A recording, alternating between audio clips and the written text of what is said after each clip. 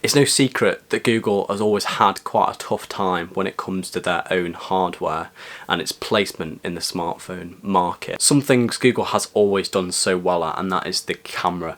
They've always nailed the camera optimization with hardware and software coming together to optimize it really, really well. So that's going to be something really exciting that we see in the Pixel 5, expanding on the amount of cameras that they include in it, and then the software that comes with that as well.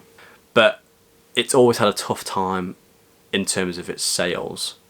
So today's video we're going to talk about the Pixel 5, some of the leaks and rumours that have emerged, and how that could actually considerably change the game when it comes to the Pixel. So without further ado, let's get started.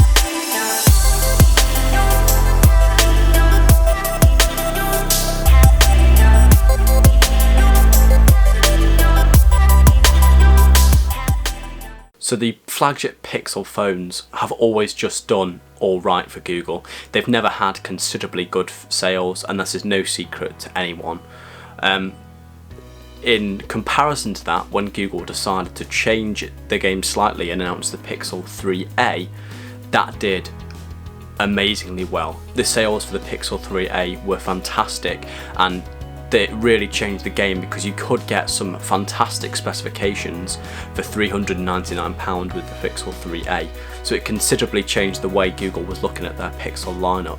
For many years now, anyone who's wanted to get an Android phone has always reached out to that Galaxy S lineup because it's always been the stand-alone king in the Android ecosystem. Although it doesn't have stock Android like the Pixel does, it has so many other features that make it the king of the Android smartphone space. Whereas the Pixel has been sort of left to the side and has had that stock Android, completely Google feel to it, but no really stand out features apart from the camera that's really differentiated it from that of the Galaxy S lineup. However, this could all considerably change with the recent leaks and rumours that have emerged for the Pixel 5. Instead of Google using the latest Snapdragon series, so the Snapdragon 865 from this year, Google may instead this year opt for the Snapdragon... Sorry, I'm not sure how to help with that yet.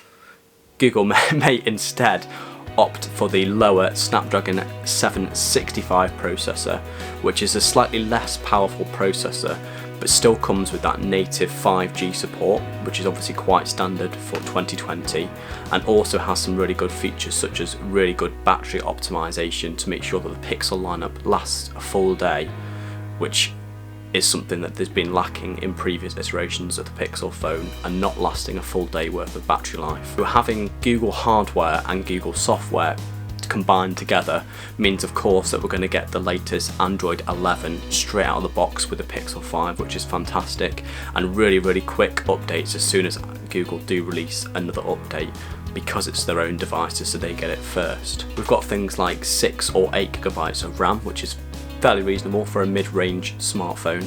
We've got 64 or 128 GB of storage, and other really good features such as security like the Face Unlock as we saw on the Pixel 4 and 4 XL from last year. So why does Google think it's a good idea to move to a mid-range to mid-high level smartphone?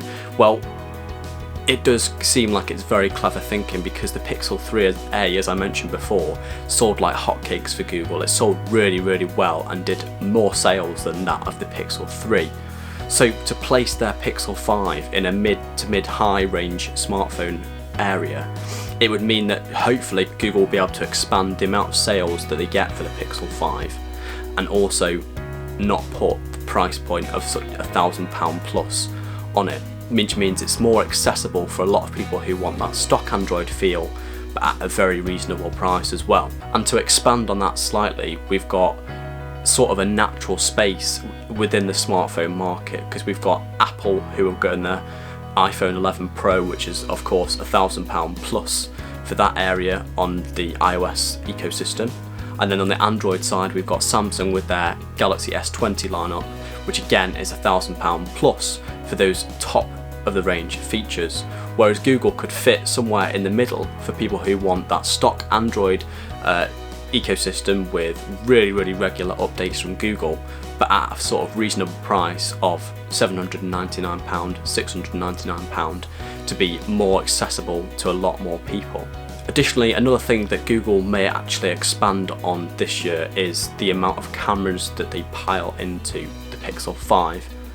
Google has always been of the mindset that they only need one camera and software to actually do all these features, such as really good night sight like we saw coming from the Pixel 2, the Pixel 3, the Pixel 4. Every single Pixel has done that really well, but it only came to the Pixel 4 when they actually decided we are going to include 2 cameras in the Pixel, and they decided to unfortunately not put an ultra wide angle camera into that and just put a telephoto camera in there, which is fine, but there are only very minimal usages for telephoto lenses. I'm sure you guys know that the amount of times that you shoot with a portrait lens is very minimal, whereas you might actually want to use that ultra wide lens on a much more regular basis. So in the Pixel 5, the rumours are that we're going to have a primary wide angle camera, a telephoto camera as seen on the Pixel 4,